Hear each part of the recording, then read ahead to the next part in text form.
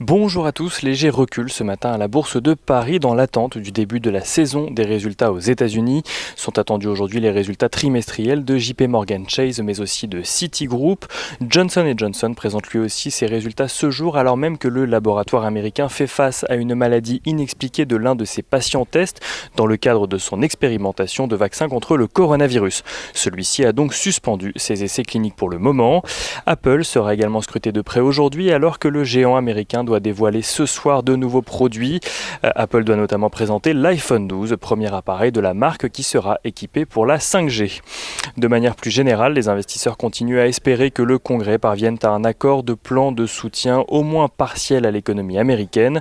L'annonce du Sénat qui se dit prêt à voter les aides chères à Donald Trump, à savoir au secteur aérien, aux petites entreprises ou aux foyers américains, est plutôt une bonne nouvelle dans ce dossier. Aucun vote n'est en revanche prévu du côté de la Chambre des représentants. En Chine, les exportations grimpent de près de 10% sur un an en septembre. Les importations sur la même période bondissent, elles, d'un peu plus de 13%. Si le niveau d'exportation est assez similaire à celui estimé, les importations sont, elles, beaucoup plus élevées qu'attendues. Elles étaient attendues à 0,4%. Du côté des marchés asiatiques d'ailleurs, le composite de Shanghai clôt à l'équilibre ce matin. Le Nikkei gagne lui 0,18% en clôture et retour sur la place de marché parisienne.